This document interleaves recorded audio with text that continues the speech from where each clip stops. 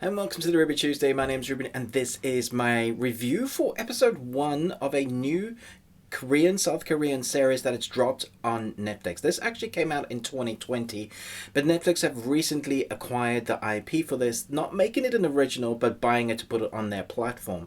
And this is one that's probably, or could have, gone by you because I haven't seen this on their front page anywhere. I saw it with a bunch of stuff coming out and it was just kind of in amongst there. But if you love Korean content, if you love something a bit spiritual, this might be up your alley. So let's jump in. The Curse is about a teenage girl who has the ability to bring death by using names, photos, and belongings, and a just social issues reporter fighting against the massive evil hidden beneath an IT conglomerate. So if you take something like the fairly old film now, The Devil's Advocate, and you add in a bit of Death Note, it's kind of what you get. There are, I believe, 12 episodes. They're all over an hour long. They're dropped on Netflix right now. The first episode really kind of setting up that world, showing our protagonist how she... what happened in her early life. I quite like that about this series, where they don't use flashbacks to remember when. They show you everything that's happening seemingly in chronological order. We have a little bit of a when she was young, and then it skips some time, and then we get to the crux of the matter, which is all about the IT conglomerate that is basically evils, headed by some sort of weird shaman, and we have people in power using evil spirits to be able to get further in life, and no matter the cost of what everybody else is doing.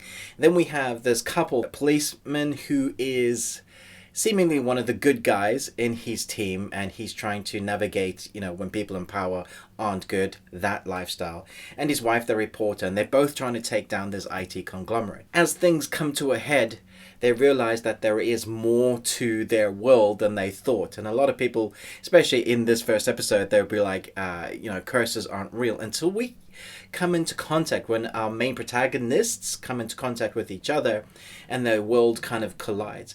What I liked about this is that it really builds up the story, shows you everything, building up the characters, but also when it comes to the supernatural content, it is pretty creepy. There was one kind of showcase of something that I guess we're going to get a lot more down the line, of the facial contortions or demon moments, which looked really scary and creepy, and I thought, okay, if that's what we're in for, then this is going to be a lot of fun.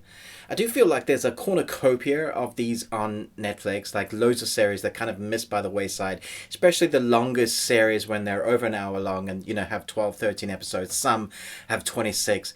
This one does feel like it's filmed really well. It could have been split in 2 seasons and bought as an original Netflix series. I know it has a lot of dialogue, so some people will get turned off by that. But the dialogue here is where the story comes to life. You're hearing about what has happened in their lives, why this IT company or this conglomerate is as evil as they are. What are they doing? We get a little bit of insight into the mystery, just kind of teasing us to what's coming in the future. And really, this first episode is about people coming together as like producing your team of good guys, the cop, the reporter, and the young woman who can do curse stuff, and she has a lot of presence on screen. Really liked the fact that it kind of reminded me of The Devil's Advocate and the Death Note series, which I'm all for, because Death Note is probably one of the best animes or mangas ever created. Very interesting story. I hope they really develop that story, but there isn't like too long stringed out. I'm hoping that they have a lot of meat in the story, and we get to that kind of conglomerate, the higher ups. There definitely seems to be some evil characters that we've been introduced to already. I'm hoping there is a much better storyline rather than just evil guys for the sake of evil for wanting power. I'm hoping there's a lot more to it than that. It does seem like there could be, but this is just one to kind of flag up. I'm obviously not going to rate it yet because I've seen that one, but I'm definitely going to go back and continue watching it. Definitely want to kind of stick on your watch list if there's something that you needed space for, if you're missing your kind of Korean content with a little bit of supernatural content shoved in there. I say a little bit, more than a little bit, kind of half and half, and then you have the politics of the world, modern day storyline mixed with that supernatural stuff. It is a lot of fun. So let me know your thoughts down below. Had you heard of this one? Stick it on there. Once you've watched the whole lot, let me know what you thought, and I will do the same. Hopefully I'll get to them. I don't know if I'll be whinging it, but every now and again I'm just going to stick on an episode. So eventually I will catch up. Thanks so much for watching this, but most of all, until next time, remember, live long and Tuesday.